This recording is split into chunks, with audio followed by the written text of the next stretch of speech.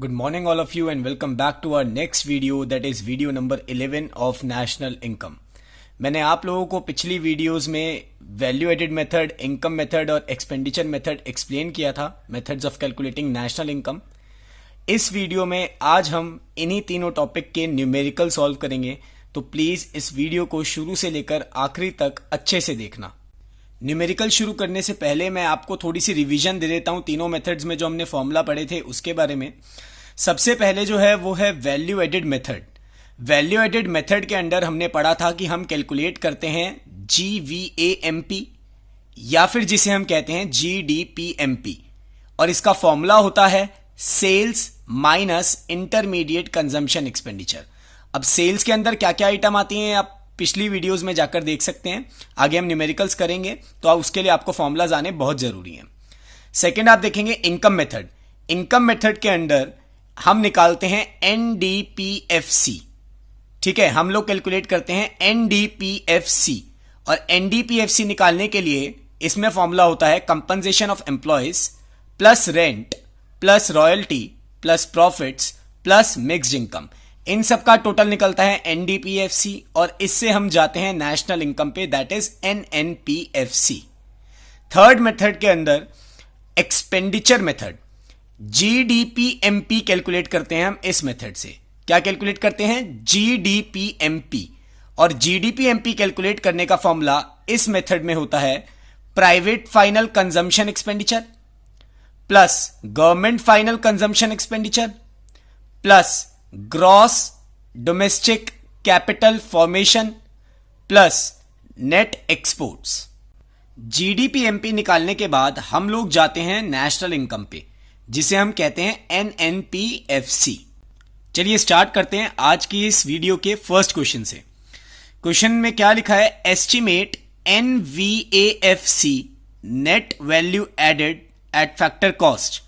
ठीक है, जिसे हम कहते हैं NDPFC। जैसे हम GVAMP को मैंने वैल्यू एडेड मेथड में बताया ना, GDPMP भी कहते हैं। ठीक है, तो हमें कैलकुलेट करना है NVAFC by using production method. Production method कौन सा होता है? वैल्यू एडेड मेथड, और क्या नाम होता है इसका? Output method. तो तीन नाम है, value added method, production method और आउटपुट मेथड। अब वैल्यू एडेड मेथड के अंदर हम कैलकुलेट क्या करते हैं? GDPMP कैलकुलेट करते हैं हम, gross domestic product at market price.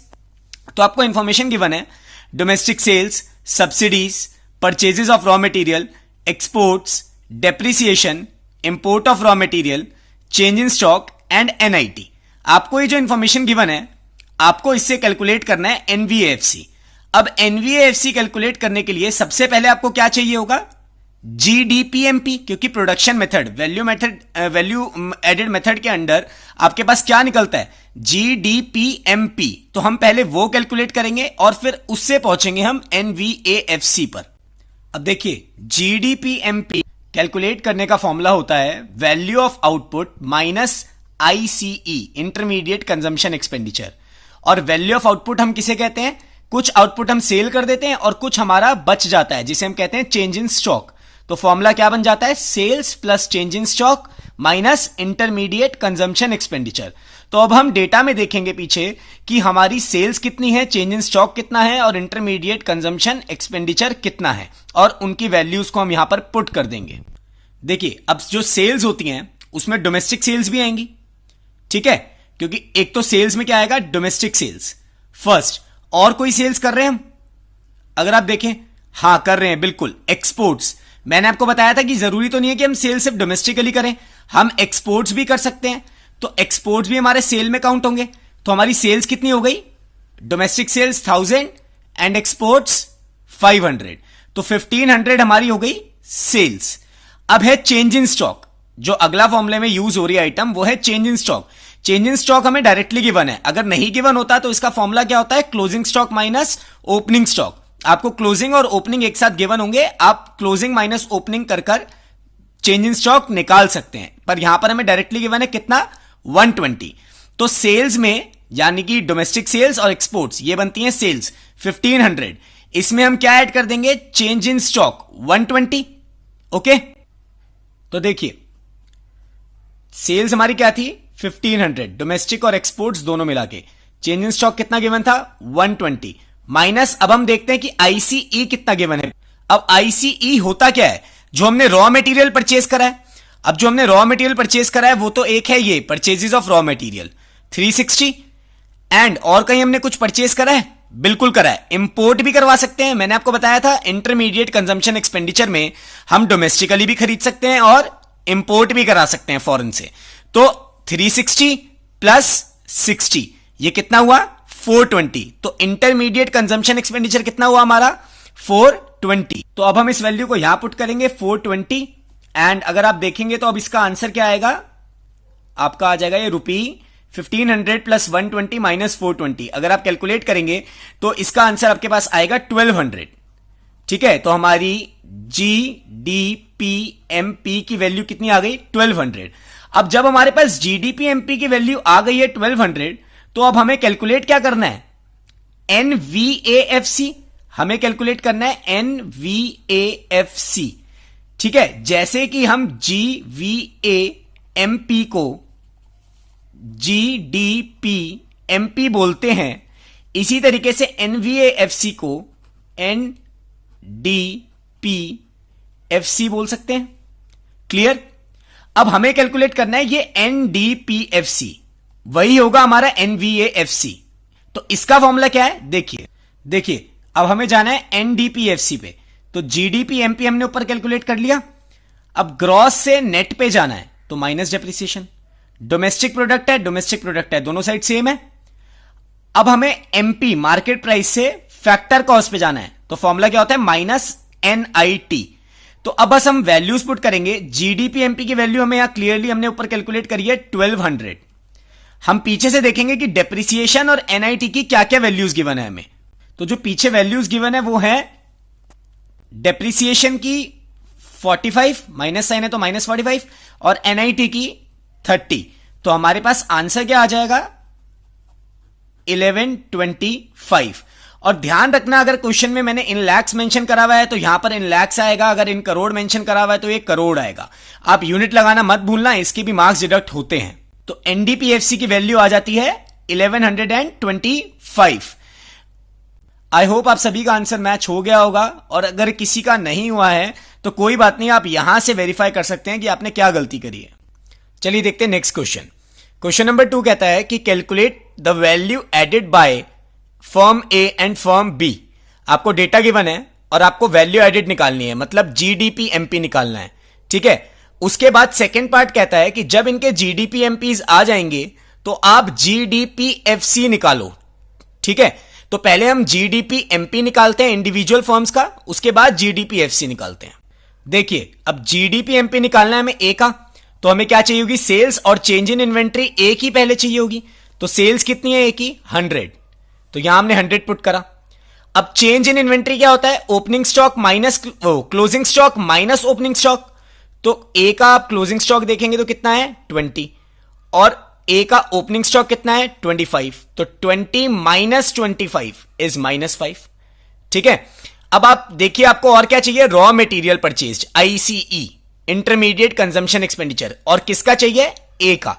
तो आप देखिए परचेज कितना किया है ए ने रॉ मटेरियल, चाहे बी से ही करा है चाहे किससे भी करा है, परचेज तो करा है ना, 40 का परचेज करा है, और कुछ परचेज नहीं करा, और कोई कैलकुलेशंस नहीं है इसमें ए के लिए। ठीक है, तो अगर आप इसका आंसर देखेंगे तो कितना आएगा 100 माइनस 5 माइनस 40, तो ये आएगा आपका 55। तो GDP-MP हो गया ए का 55। इसी तरीके से हम फर्म बी का GDP-MP निकालेंगे। देखिए GDP-MP आप लोग कैलकुलेट करिए वीडियो पॉज करके, और फिर मेरे से वेरीफाई करिए। अब अगर आप देखेंगे GDP-MP निकालना है हमें बी का, तो बी की सेल्स चाहिए होंगी, बी की चेंज इन इन्वेंट्री चाहिए होगी, और बी का इंटरमीडिएट कंजम्पशन एक्सपेंडिचर चाहिए होगा। फॉर्मूला यही कहता है सेल्स चेंज इन इन्वेंट्री और रॉ मटेरियल वाला जो माइनस करना है इंटरमीडिएट कंजम्पशन एक्सपेंडिचर। तो बी की सेल्स कितनी है क्लियरली गिवन है, सेल्स हैं 200, तो यहां पुट कर दिया। अब चेंज इन इन्वेंट्री बी की, तो चेंज इन इन्वेंट्री होता है closing minus opening. Closing stock of B कितना है 35, and opening stock of B कितना है 45। 35 माइनस 45 इज -10। ठीक है, अब ICE चाहिए हमें किसका, बी का। तो बी ने कितना परचेज करा है, देखें, purchases by A from B, नहीं ये नहीं है, purchases from A by B. ठीक है, अब देखो purchases from A by B, A से खरीदा बी ने, तो ये है बी की परचेजेस 60, इसलिए यहां पर -60। तो आपका आंसर कितना आ जाएगा, ये 130। तो आपका बी का GDP-MP कितना हुआ, 130। अब हमें जो नेक्स्ट कैलकुलेट करना था वो करना था GDP-FC। अब GDP-FC कैलकुलेट अगर हमें करना है तो हम इन दोनों के GDP-MPs का टोटल कर देंगे, 55 और 130 का, क्योंकि हमें GDP-FC एक ही निकालना है, फॉर्म और बी का अलग अलग नहीं निकालना। उसने ये नहीं बोला कि आप अलग अलग कैलकुलेट करो। ठीक है, ऐसा भी हो सकता है कि आप अलग अलग कैलकुलेट करना चाहोगे पर क्वेश्चन में उतना सफिशिएंट डेटा होगा नहीं, क्योंकि इनडायरेक्ट टैक्स दोनों का एक साथ क्लब करके दिया हुआ है यहां पे। ठीक है, तो GDP-FC निकालने के लिए हम लोग फर्म ए और फर्म बी का GDP-MP ऐड करेंगे, और जब हम इनका GDP-MP ऐड करते हैं तो देखिए क्या आता है। देखिए GDP-FC हमें कैलकुलेट करना था, तो पहले हम इन दोनों के GDP-MP को क्लब कर लेते हैं। GDP-MP of A and B कितना होगा, 55 और 130 का एडिशन जो आता है हमारे पास 185। अब जब हमारे पास GDP-MP आ गया है, जब हमारे पास GDP-MP दोनों का क्लब करके आ गया है 185, तो मैंने यहां पर पुट कर दिया GDP-MP। ये देखिए GDP-MP, ये वैल्यू क्या है, GDP-MP की वैल्यू है, दोनों की मिलाकर क्लब कर कर।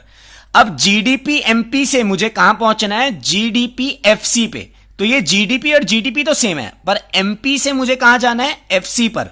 तो माइनस करना पड़ेगा NIT, और NIT अगर आप देखेंगे क्वेश्चन में गिवन है डायरेक्टली 30 दोनों फॉर्म्स का।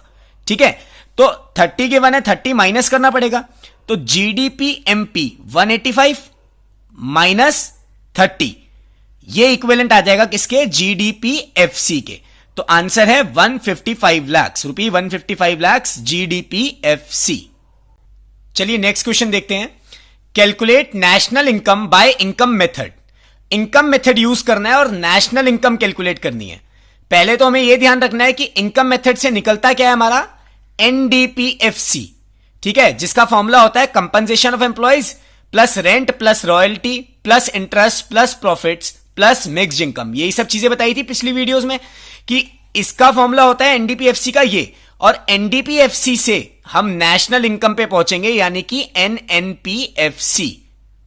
अब आप देखिए यहां पर आपको डायरेक्टली क्या क्या गिवन है, मिक्स्ड इनकम डायरेक्टली गिवन है, वो आप पिक करेंगे और कहां डाल देंगे, यहां पर मिक्स्ड इनकम। ठीक है, उसके बाद ओल्ड एज पेंशन, पहले पूरा क्वेश्चन रीड कर लेते हैं, उसके बाद देखते हैं क्या क्या चीजें कहां से पिक करनी है। ओल्ड एज पेंशन आपको गिवन है, डिविडेंड्स आपको गिवन है, ऑपरेटिंग सरप्लस आपको गिवन है। अब मेन बात यहां पर आप चेक करिए, जब आपको ऑपरेटिंग सरप्लस गिवन होता है तो मैंने आपको बताया है कि रेंट, रॉयल्टी, इंटरेस्ट और प्रॉफिट्स, क्या क्या, rent, royalty, interest and profits, इन सब का सम ही ऑपरेटिंग सरप्लस कहते हैं हम। ठीक है, तो अगर आपको ऑपरेटिंग सरप्लस डायरेक्टली गिवन है तो आप इन चारों चीजों को क्वेश्चन में इग्नोर कर देंगे। ठीक है, तो अब आप देखो यहां पर इग्नोर करने की बात है, तो डिविडेंड्स किसका पार्ट होते हैं, प्रॉफिट का, तो ये भी हम क्या करेंगे, इग्नोर करेंगे, इसे भी हम इग्नोर करेंगे डिविडेंड्स को। नेक्स्ट देखिए wages and salary, operating surplus आ जाएगा इन सब की जगह पे। पहले हम एक बार क्वेश्चन को रीड कर लेते हैं प्रॉपर्ली। अब वेजेस एंड सैलरीज किसका पार्ट है, कंपनसेशन ऑफ एम्प्लॉइज का। ठीक है, नेक्स्ट प्रॉफिट्स, ये ऑपरेटिंग सरप्लस का ऑलरेडी पार्ट है और ऑपरेटिंग सरप्लस डायरेक्टली गिवन है, तो हम प्रॉफिट्स भी इंक्लूड नहीं करेंगे। Employers contribution to social security scheme, जो मैंने आपको बताया था, pension plans, gratuity, provident fund. ठीक है, तो employers contribution to social security scheme, ये भी क्या होती है, एक टाइप की कंपनसेशन होती है एम्प्लॉयज को। तो जैसे वेजेस एंड सैलरीज पार्ट है कंपनसेशन ऑफ एम्प्लॉयज का, इसी तरीके से एम्प्लॉयर्स कॉन्ट्रीब्यूशन टू SSS भी कंपनसेशन ऑफ एम्प्लॉयज का ही पार्ट है। अब आप ऊपर देखिए, ओल्ड एज पेंशन दी हुई है। मैंने अभी आपको बताया कि सोशल सिक्योरिटी स्कीम के अंदर पेंशन प्लान्स आते हैं, तो क्या ओल्ड एज पेंशन को अलग से ट्रीट करा जाएगा क्वेश्चन में, नहीं करा जाएगा, क्योंकि ये एम्प्लॉयर्स कंट्रीब्यूशन में ऑलरेडी इंक्लूडेड होगी। अब नेक्स्ट देखिए NFIA, डेप्रिसिएशन और NIT, इनका यूज तब आएगा जब हम ये कैलकुलेट कर लेंगे, तो इनकी बात हम बाद में करेंगे। पहले हम कैलकुलेट करते हैं NDPFC। अब अगर आप देखेंगे तो COE क्या है, कंपनसेशन ऑफ एम्प्लॉइज, जिसमें आता है वेजेस एंड सैलरीज 500 और एम्प्लॉयर्स कॉन्ट्रीब्यूशन 50, तो 500 और 50 कंपनसेशन ऑफ एम्प्लॉइज हो गई। मैंने अभी आपको बताया कि रेंट, रॉयल्टी, इंटरेस्ट और प्रॉफिट्स, इन सबका सम क्या कहलाता है, ऑपरेटिंग सरप्लस, तो वो हमें डायरेक्टली गिवन है 900, तो हमने सीधा ले लिया 900। थर्ड क्या बचा हमारे पास, ये मिक्स्ड इनकम, मिक्स्ड इनकम की वैल्यू 200 डायरेक्टली गिवन है, तो यहां हमने पुट कर दिया 200, तो हमारी NDPFC, इनकम मेथड से NDPFC की वैल्यू क्या आ गई, 1650 करोड़, 1650 करोड़। अब जब आपके पास NDPFC आ गया है, आपको लेकिन निकालना क्या है, नेशनल इनकम, और अगर आपको नेशनल इनकम कैलकुलेट करनी है तो आपको NDPFC से NNPFC पर जाना पड़ेगा। नेशनल इनकम को हम क्या कहते हैं, NNPFC। तो आइए देखते हैं क्या फॉर्मूला बनेगा NNPFC पे रीच करने का। तो देखिए, हमें NDPFC की वैल्यू पता थी, NNPFC पे जाना था, तो NNPFC पे जाना है, तो यहां पर आपने इक्वल टू में रखा NDPFC। अब मैं इसमें ऐसा क्या करूं, क्या ऐड या लेस करूं कि मैं NNPFC पे चला जाऊं। देखो, नेट है, नेट ही चाहिए, डोमेस्टिक है पर नेशनल चाहिए। अब डोमेस्टिक से नेशनल पे जाना है अगर, तो हमें क्या करना पड़ता है, ऐड NFIA। और क्वेश्चन में अगर आप देखेंगे तो आपको NFIA कितना गिवन है, -10, तो आप ऐड करेंगे, NDPFC आपकी वैल्यू आ गई थी 1650, यहां पुट कर दी, प्लस हमें करना है NFIA नेशनल पे जाने के लिए, तो प्लस कर दिया हमने, -10 वैल्यू गिवन है NFIA की, ठीक है। प्रोडक्ट अपनी जगह पे, दोनों जगह प्रोडक्ट ही है और FC भी FC है, तो सिर्फ इतना ही करना था। अब 1650 में प्लस -10, तो मतलब -10 करना पड़ेगा ऑल टुगेदर, तो आंसर आएगा आपका national income NNPFC equal to 1640 crore. अच्छा, आप बस वीडियो को मत देखते रहिए, वीडियो को बीच में पॉज करो और खुद से एक बार क्वेश्चन ट्राई करो। अगर मैं कराऊंगा और आप देखते रहोगे तो आपको लगेगा कि आपको आ गया है, बट जब तक खुद से प्रैक्टिस नहीं करोगे तो आपको नेशनल इनकम के न्यूमेरिकल्स नहीं आएंगे। तो प्लीज आप वीडियो को बीच में पॉज करो, अपना आंसर कैलकुलेट करो और फिर उसे मेरे आंसर के साथ वेरीफाई करो। चलिए देखते हैं नेक्स्ट क्वेश्चन, कैलकुलेट सेल्स। अब हमें क्या कैलकुलेट करना है, sales from the following data. अब आपको डेटा दिया हुआ है NVAFC, net value added at factor cost, ये आपको गिवन है 300। आप किसी भी चीज को देख के ना बिल्कुल घबराना मत, पहले आप डेटा को अच्छे से रीड कर लो, आपको पता लग जाए कि इस डेटा को यूज करके मैं क्या कैलकुलेट कर सकता हूं और उससे मैं कैसे पहुंच सकता हूं अपनी रिक्वायर्ड चीज पे, तो आपके लिए क्वेश्चन इजी हो जाएगा। अब आपको NVAFC गिवन है, ICE गिवन है, intermediate consumption expenditure, indirect tax given है, डेप्रिसिएशन गिवन है और चेंज इन स्टॉक गिवन है। अब मुझे समझ नहीं आ रहा है इसमें कि मैं क्या कैलकुलेट करूं। अगर आप लोग ऐसे सोचते हैं तो आप सबसे पहले देखो कि डेटा आपको किस चीज का दिया हुआ है। आपको ICE, इंटरमीडिएट कंजम्पशन एक्सपेंडिचर और चेंज इन स्टॉक दिया हुआ है। ये अगर हम दिमाग लगाएं तो किस मेथड में होता है, ये होता है वैल्यू एडेड मेथड के अंडर। अब वैल्यू एडेड मेथड में अगर ये होता है तो वैल्यू एडेड मेथड से मेरा निकलता क्या है, वैल्यू एडेड मेथड से मेरा निकलता है GDPMP। अब मुझे GDPMP कैलकुलेट करना है, ठीक है, और मेरे पास सामने क्या गिवन है, NVAFC। अब इस VA को तो मैं DP ले लेता हूं ना, जैसे GV, इसको और क्या कहते हैं हम, GDPMP को और क्या कहते हैं, GVAMP। मैं बार बार आपको एक ही चीज बता रहा हूं, रिपीट इसलिए कर रहा हूं ताकि आपके दिमाग में बैठ जाए। GDPMP को हम क्या कहते हैं, GVAMP। तो इसी तरीके से अगर NVAFC है तो मैं इसको कह सकता हूं NDPFC, क्योंकि ये VA का मतलब डोमेस्टिक प्रोडक्ट होता है, इस VA का मतलब डोमेस्टिक प्रोडक्ट, तो इस VA का मतलब डोमेस्टिक प्रोडक्ट, सेम, ठीक है। अब आपको GDPMP कैलकुलेट करना है और आपके पास NDPFC गिवन है, ठीक है, तो आप कैसे करेंगे, तो एक बार मेरे कहने पे आप लोग वीडियो को पॉज करो और खुद से कैलकुलेट करो और फिर मेरे आंसर के साथ वेरीफाई करना, इससे आपको कॉन्फिडेंस भी बिल्ड होगा। अब आप लोग देखिए, NDPFC आपको कितना गिवन है, वही NVAFC, ठीक है, 300, तो यहां 300 पुट करा। अब आपको नेट पे हो आप और ग्रॉस पे जाना है तो डेप्रिसिएशन ऐड करना पड़ेगा, डेप्रिसिएशन ऐड करा, क्या वैल्यू है 20, तो 20 ऐड कर दिया। अब आप फैक्टर कॉस्ट पे हो और मार्केट प्राइस पे जाना है, ठीक है, तो फॉर्मूला में क्या करना पड़ेगा, ऐड करना पड़ेगा NIT, तो NIT की वैल्यू देखी, यहां पे एनआईटी नहीं गिवन, आईटी गिवन है तो इसको ही एनआईटी मान लेंगे। एनआईटी गिवन है 30, तो 30 यहां ऐड करा, तो आपका आंसर क्या आएगा जीडीपी एमपी का? ₹350। अब जब आपके पास जीडीपी एमपी आ गया है, जब आपके पास जीडीपी एमपी कैलकुलेट हो गया है और आपको सेल्स निकालनी है, तो जीडीपी एमपी का फॉर्मूला क्या होता है वैल्यू एडेड मेथड के अंदर? Sales plus change in stock minus ICE. ठीक है, यही फॉर्मूला होता है, sales plus change in stock. इसे हम क्या कहते हैं? Value of output. कुछ बिक जाता है, कुछ बच जाता है, ये होती है वैल्यू ऑफ आउटपुट। ठीक है, तो फॉर्मूला यही होता है। अब जीडीपी एमपी की वैल्यू मैंने कैलकुलेट कर ली है 350। यहां पर सेल्स मुझे फाइंड करनी है, तो उसको सेल्स ही रहने दो। चेंज इन स्टॉक देखो आपको क्वेश्चन में गिवन है, बिल्कुल गिवन है, कितना है? -50। और आईसीई क्या आपको क्वेश्चन में गिवन है? ये भी गिवन है, कितना? 200। ठीक है, तो अब आप इक्वेशन को अगर शिफ्ट करेंगे तो आपके पास क्या आ जाएगा? सेल्स इज इक्वल टू 350 प्लस 50, ये इधर जाके प्लस हो जाएगा और ये भी इधर जाके प्लस हो जाएगा, प्लस 200। तो आपकी सेल्स की वैल्यू कितनी आ जाएगी? 350 और 50 400, 400 और 200 600, तो ₹600। और यूनिट क्या है? लैक्स। तो यहां पर आप वर्ड क्या यूज करेंगे? ₹600 लैक्स। ठीक है, तो अगर आपका आंसर मैच नहीं हो रहा है तो बिल्कुल परेशान मत हो, एक दो क्वेश्चंस आप खुद से प्रैक्टिस करो, आपके आंसर्स मैच होना शुरू हो जाएंगे। इसी टाइप के क्वेश्चंस पूछे जाते हैं, न्यूमेरिकल्स पूछे जाते हैं आपको बोर्ड्स में। चलिए अब हम एक क्वेश्चन देखते हैं एक्सपेंडिचर मेथड के ऊपर। ये क्वेश्चन कहता है कि calculate national income by expenditure method. अब एक्सपेंडिचर मेथड से हमें सबसे पहले क्या मिलता है, क्या निकालते हैं हम एक्सपेंडिचर मेथड से? जीडीपीएमपी। अब जीडीपीएमपी हम निकालते हैं और उसका फॉर्मूला होता है private final consumption expenditure, government final consumption expenditure, gross domestic capital formation और नेट एक्सपोर्ट्स। अब आप क्वेश्चन में ये ढूंढने की कोशिश करो कि ये प्राइवेट फाइनल कंजम्पशन एक्सपेंडिचर जो होता है, ऊपर मैंने आपको डेटा दिया हुआ है, इस डेटा में से क्या क्या ऐसी ऐसी आइटम्स हैं जो प्राइवेट फाइनल कंजम्पशन एक्सपेंडिचर में आएंगी, कौन सी items government final consumption expenditure में आएंगी, कौन सी items gross domestic capital formation में आएंगी और कौन सी आइटम्स नेट एक्सपोर्ट्स में आएंगी। तो अगर हम चेक करें तो प्राइवेट फाइनल कंजम्पशन एक्सपेंडिचर में क्या आएगा? पर्सनल कंजम्पशन एक्सपेंडिचर, इसी को हम कहते हैं private final consumption expenditure. Private final consumption expenditure होता क्या है कि जो हम खुद पे खर्चा कर रहे हैं, कंजम्पशन पे खर्चा कर रहे हैं।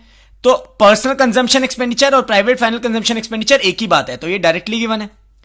अगर हम सेकंड देखें, गवर्नमेंट फाइनल कंजम्पशन एक्सपेंडिचर, ठीक है, गवर्नमेंट फाइनल कंजम्पशन एक्सपेंडिचर अगर हम देखेंगे तो गवर्नमेंट फाइनल कंजम्पशन एक्सपेंडिचर में आएगा government purchases of goods and services. तो ये भी हमें डायरेक्टली गिवन है, इसमें भी हमें कुछ नहीं करना, कैलकुलेशंस की नीड ही नहीं है। तो ये दोनों चीजें हमें डायरेक्टली गिवन है। अब हमें चेक करना है ग्रॉस डोमेस्टिक कैपिटल फॉर्मेशन। अब ग्रॉस डोमेस्टिक कैपिटल फॉर्मेशन के दो पार्ट्स होते हैं, ग्रॉस फिक्स्ड कैपिटल फॉर्मेशन, मैंने वीडियो में आपको बताया था एक्सपेंडिचर मेथड की, एंड दूसरा क्या होता है? Inventory investment. अब इन दो पार्ट्स में से इसके दो पार्ट होते हैं, फिक्स्ड कैपिटल फॉर्मेशन और इन्वेंट्री इन्वेस्टमेंट। अब इन्वेंट्री इन्वेस्टमेंट तो हमें डायरेक्टली गिवन है, लेकिन जो ये ग्रॉस फिक्स्ड कैपिटल फॉर्मेशन है ये डायरेक्टली गिवन नहीं है। अब आप ऐसी ऐसी आइटम्स ढूंढो जो आपको लगता है कि आपका एसेट क्रिएट कर रही हैं, कैपिटल फॉर्मेशन कर रही हैं। तो अगर मैं इसमें देखूं तो कैपिटल फॉर्मेशन कौन कौन सी आइटम्स कर रही है मेरा? सबसे पहले आप देखेंगे ग्रॉस रेजिडेंशियल कंस्ट्रक्शन एक्सपेंडिचर। आप जब रेजिडेंशियल कंस्ट्रक्शन कराते हैं तो आप पैसे के बदले आपको घर मिल रहा है रहने को, ठीक है, इक्विवेलेंट चीज मिल रही है, तो एक तो ये आएगा इसके अंदर ग्रॉस डोमेस्टिक कैपिटल फॉर्मेशन के अंदर। और दूसरा अगर आप देखें, ऊपर से चेक करते हैं और कोई आइटम रह तो नहीं गई, नहीं, और कोई हमारी कैपिटल फॉर्मेशन नहीं कर रही। हां, एक और है gross business construction investment, gross business construction investment. अब ये भी हमारी ग्रॉस डोमेस्टिक कैपिटल फॉर्मेशन का पार्ट है। मैं फिर रिपीट कर देता हूं, इसके दो पार्ट्स होते हैं, फिक्स्ड कैपिटल फॉर्मेशन और इन्वेंट्री इन्वेस्टमेंट। इन्वेंट्री इन्वेस्टमेंट हमें डायरेक्टली गिवन है। जो फिक्स्ड कैपिटल फॉर्मेशन है जिससे हमारा एसेट क्रिएट हो रहा है, वो कौन सी दो आइटम है? Gross residential construction expenditure and gross business construction investment. तो ये आइटम भी क्लियर हो गई, दिस प्लस इन्वेंट्री इन्वेस्टमेंट, वो हमारा क्या हो जाएगा? Gross domestic capital formation. अब नेट एक्सपोर्ट्स की बारी आती है। नेट एक्सपोर्ट्स, अब as the word suggest exports है और वो भी नेट, तो इसका फॉर्मूला क्या होता है? Exports minus imports. ठीक है, एक्सपोर्ट्स माइनस इंपोर्ट्स। तो अगर आप देखेंगे 20 है आपके एक्सपोर्ट्स और आपके इंपोर्ट्स कितने हैं? 10। तो 20 माइनस 10 ये होंगे आपके नेट एक्सपोर्ट्स, जो कि आएंगे 10। तो आप वीडियो को पॉज करो, इसको सॉल्व करो और मेरे आंसर के साथ वेरीफाई करो। अब अगर आप क्वेश्चन में देखें तो आपको प्राइवेट फाइनल कंजम्पशन एक्सपेंडिचर ये गिवन है 300, पुट कर दिया। गवर्नमेंट फाइनल कंजम्पशन एक्सपेंडिचर, आपको गवर्नमेंट फाइनल कंजम्पशन एक्सपेंडिचर कितना गिवन है? 150, यहां पुट कर दिया। ग्रॉस डोमेस्टिक कैपिटल फॉर्मेशन में कौन कौन सी आइटम थी? ये इन्वेस्टमेंट वाली, ग्रॉस बिजनेस इन्वेस्टमेंट वाली, एंड रेजिडेंशियल कंस्ट्रक्शन वाली, एंड इन्वेंट्री इन्वेस्टमेंट वाली। तो इन तीनों की वैल्यू देख ली, ये 50 है और ये भी 50 है, एंड इन्वेंट्री इन्वेस्टमेंट कितनी है? 10। तो मेरा कितना आ गया? 50 प्लस 50 प्लस 10। और नेट एक्सपोर्ट्स मैंने आपको बताया ही था अभी कि 20 माइनस 10, तो 20 माइनस 10 हमारे हो गए एक्सपोर्ट माइनस इंपोर्ट, तो इसकी वैल्यू आ गई हमारी 10। तो इन सबको जब हम ऐड करेंगे, ये 300 ये 150, इनका टोटल बनेगा 110, ये बनेगा 10। तो जीडीपीएमपी जो हमारा निकलता है एक्सपेंडिचर मेथड के अंडर, उसकी वैल्यू कितनी आ जाएगी? 570 करोड़। पर हमें सिर्फ यहां तक काम नहीं करना, हमें कैलकुलेट करनी है नेशनल इनकम। तो नेशनल इनकम कैलकुलेट करने के लिए हमें जीडीपीएमपी की हेल्प चाहिए होगी। इसमें कुछ प्लस या माइनस होगा, तब जाकर हमारी निकलेगी नेशनल इनकम। नेशनल इनकम क्या होती है? एनएनपीएफसी। तो आप लोग कैलकुलेट करिए एनएनपीएफसी खुद से और फिर वेरीफाई करिए। अब आप देखिए, जीडीपीएमपी आपके पास आ गया था, आपको एनएनपीएफसी नेशनल इनकम निकालनी थी, तो जीडीपीएमपी को आपने यहां पुट करा। ठीक है, अब ग्रॉस से नेट पे जाना है तो माइनस डेप्रिसिएशन, डोमेस्टिक से नेशनल पे जाना है तो प्लस एनएफआईए, प्रोडक्ट की जगह पे, पी की जगह पे ये पी प्रोडक्ट फिक्स्ड है, मार्केट प्राइस से फैक्टर कॉस्ट पे जाना है तो माइनस एनआईटी। तो जीडीपीएमपी की वैल्यू तो मुझे 570 पता है। अब हम देखते हैं डेप्रिसिएशन, एनएफआईए और एनआईटी की क्या वैल्यू है। अगर क्वेश्चन में देखें तो डेप्रिसिएशन गिवन है मुझे 30। ठीक है, डेप्रिसिएशन कितना गिवन है? 30। तो यहां पर मैंने पुट कर दिया डेप्रिसिएशन की वैल्यू 30। एनएफआईए कितना गिवन है? एनएफआईए मुझे गिवन है 20, तो मैंने यहां ऐड कर दिया एनएफआईए 20 और माइनस करना है एनआईटी। एनआईटी कितना गिवन है? 30, तो यहां माइनस कर दिया मैंने एनआईटी 30। इसको सॉल्व करने के बाद मेरी वैल्यू आएगी 530 करोड़, जो कि होगी मेरी नेशनल इनकम, एनएनपीएफसी। आई होप आप सभी का आंसर मैच करा होगा, और अगर नहीं करा है तो आप अपनी मिस्टेक यहां पर देख सकते हैं आपने कहां करी है। ठीक है, ये बहुत ही इजी है, आपको सिर्फ एक्सपेंडिचर्स को ऐड करना है, आपको सारी इंफॉर्मेशन डायरेक्टली गिवन है और इसमें कुछ भी नहीं है। ठीक है, जीडीपीएमपी आप एक बार निकाल लेंगे एक्सपेंडिचर मेथड से, फिर आप उसके बाद एनएनपीएफसी नेशनल इनकम पे इस तरीके से जा सकते हैं, और आपके नेशनल इनकम का आंसर इस क्वेश्चन में आ रहा है 530 करोड़। सो ये था हमारा नेशनल इनकम का मेन न्यूमेरिकल पोर्शन। इसी के साथ नेशनल इनकम यूनिट खत्म होता है। जिसने भी वीडियो नंबर 1 से लेकर वीडियो नंबर 11 तक कोई भी वीडियो मिस करी है, प्लीज आप उसको सीक्वेंस में देखो, आपको पूरा नेशनल इनकम समझ में आएगा। और सिर्फ आप वीडियोस पे रिलाय मत करो, खुद से भी क्वेश्चंस प्रैक्टिस करो। वीडियोस कंसेप्ट समझाने के लिए होती हैं, आप जब तक क्वेश्चन खुद से प्रैक्टिस नहीं करेंगे आपको नेशनल इनकम क्लियर नहीं होगा। आई होप आप सभी को ये वीडियो समझ में आई होगी। तो प्लीज वीडियो को लाइक करें, कमेंट करें, शेयर करें और प्लीज चैनल को सब्सक्राइब करें। एंड यस, अगर आपको किसी भी तरह का डाउट है नेशनल इनकम में, बी इट न्यूमेरिकल पोर्शन और बी इट थ्योरेटिकल पोर्शन, आप लोग कमेंट सेक्शन में मेंशन कर सकते हैं। मैं आपके डाउट्स को रिवर्ट बैक जरूर करूंगा, कमेंट पे रिप्लाई जरूर करूंगा। आप प्लीज अपने डाउट्स मुझसे कमेंट सेक्शन में पूछिए। Thank you so much for watching this video. Good bye.